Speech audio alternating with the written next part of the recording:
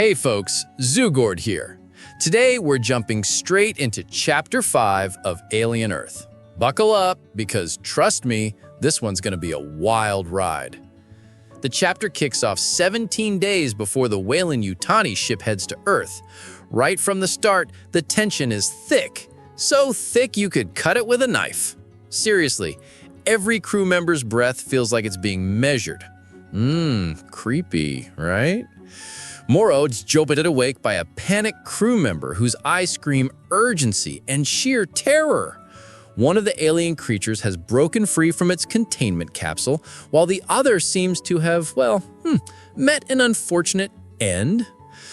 Meanwhile, the ship's red alarm blares non-stop, accompanied by this shrill metallic buzz that makes you want to cover your ears. To make things even messier, a section of the lab is engulfed in flames, devouring hallways like some hungry beast. There, reality hits like a ton of bricks. 2 crew members lie dead, charred and torn apart, casualties of the facehugger's brutal attack. And the worst? The captain. Oh man. The captain, who shared a deep bond with Zaveri, the crew's top-notch officer, lies lifeless after a failed attempt to remove the parasite. During the parasite extraction, a surgical error lets the facehugger's acidic blood seep through gloves, killing the captain and partially destroying the parasite.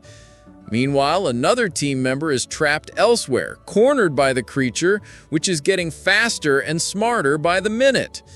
Morrow tries to piece together the origin of the fire and the catastrophic containment failure.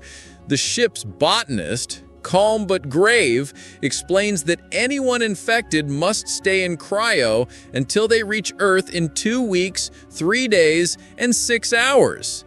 Yeah, that's right. The infected scientist will be stuck with a facehugger. Cozy, huh? Meanwhile, Zaveri gives clear, firm orders. Retrieve samples from the captain, quarantine the infected scientist, and brace for the worst. The grizzled engineer, he's all about eliminate the infected immediately and extreme caution. No arguments there.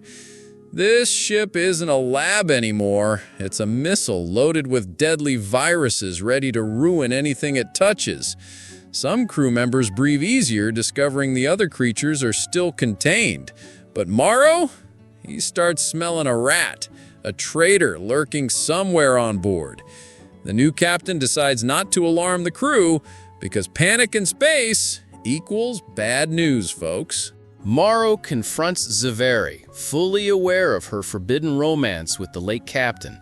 She defends it as a natural result of human loneliness in the void. Protocol says Morrow could take command, but Zaveri interprets this as sabotage and reports to Mother, the ship's AI. Office politics in space, huh? Classic.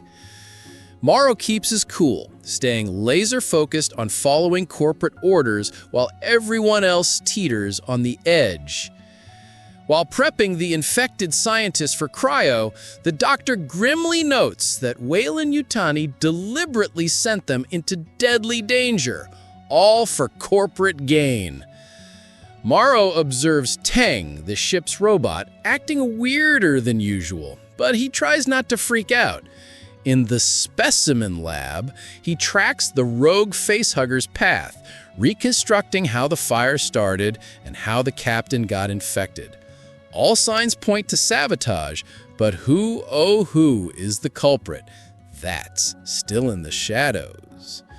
Zaveri bids the captain a tearful farewell, just as the creature slithers back into action, tentacles brushing the metallic corridors with a menacing hiss.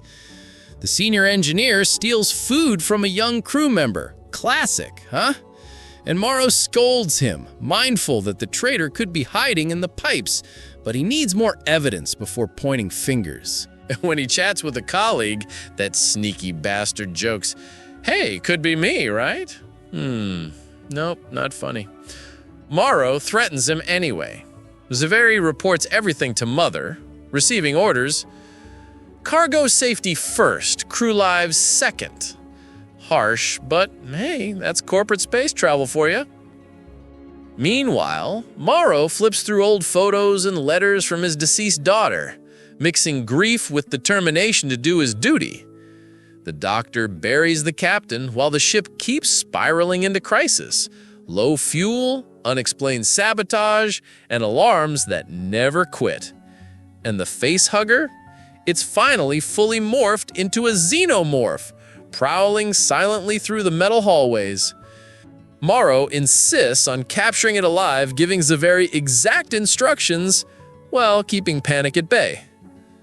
Elsewhere, the botanist feeds alien ticks under the watchful eye of the ocular creature. One tick escapes and lays eggs in a water bottle. Oops! Another capsule is left unsealed, letting another creature loose. Later, during a crew meeting, Tang gets scolded for smoking in a prohibited area. Zaveri, stern and unyielding, reminds them a crew member is dead, a traitor is among them, and tension runs high with every breath. The xenomorph was prowling freely through the ship's metallic corridors, its elongated shadow barely visible under the flickering lights. Every step echoed like a sinister drumbeat, reminding the crew that their top priority wasn't to kill it, but to capture it alive. Fuel reserves were critical, a constant whisper that one wrong move could end everything. Talk about pressure, right? Meanwhile, the engineer, totally unfazed. He kept munching his lunch, cracking hollow jokes amid all the chaos. Zaveri slammed down on him for insubordination and docked his pay. He shrugged, muttering that maybe it was his last meal. Classic space chic, right? Then, cue the horror, he choked on water, coughing violently, spewing contaminated droplets all over the metal table. Delightful, huh? Morrow, fed up with the inaction and lack of discipline, decided enough was enough. He and Zaveri took full command of the ship. Every crew member would be grilled until the traitor was exposed, no matter that the creature was still slinking through vents and dark corridors. To sweeten the deal, he dangled a bonus for valuable info, because trust?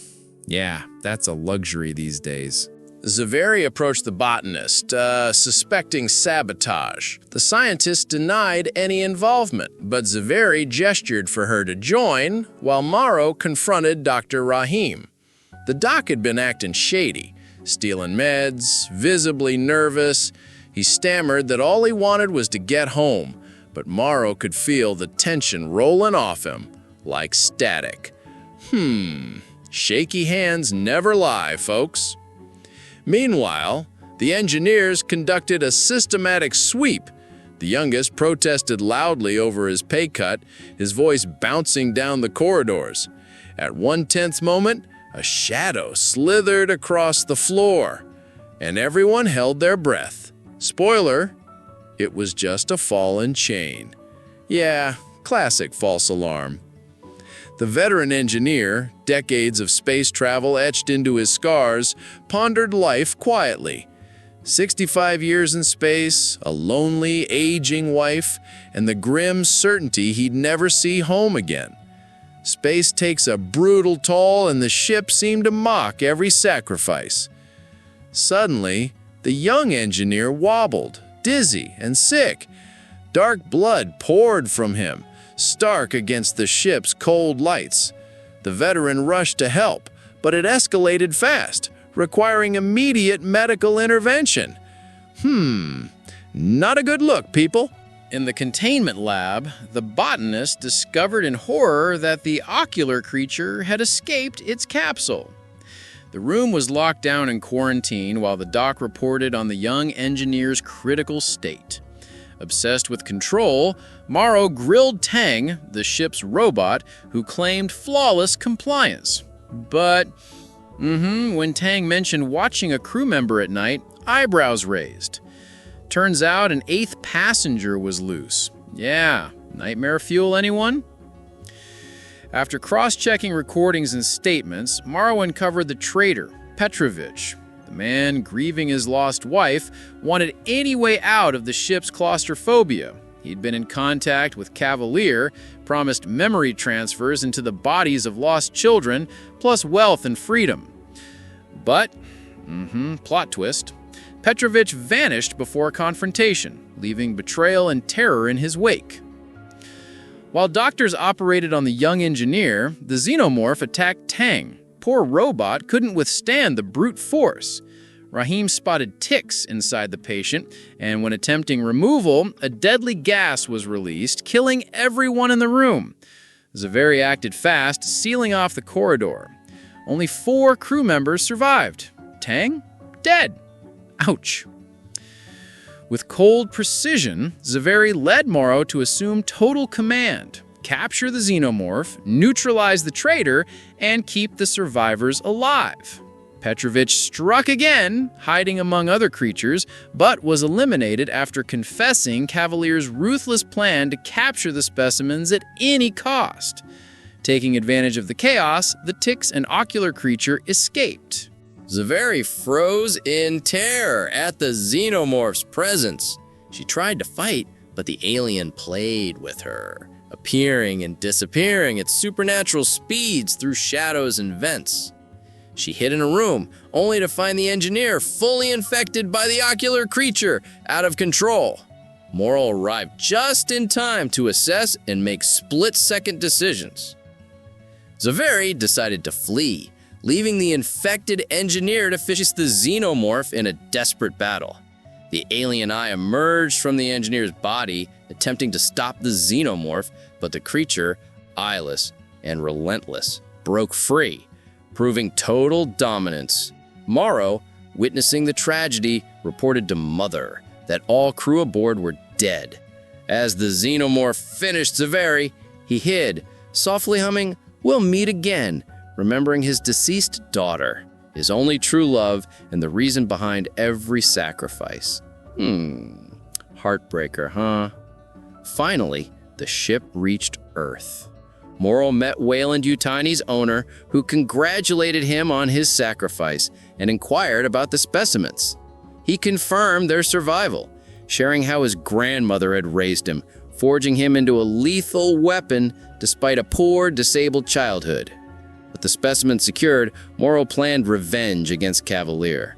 The owner, surprisingly generous, offered him anything he desired. And there you have it, chapter full of betrayals, sacrifice, and survival at the razor's edge, where death and loyalty intertwined in every corner of the ship.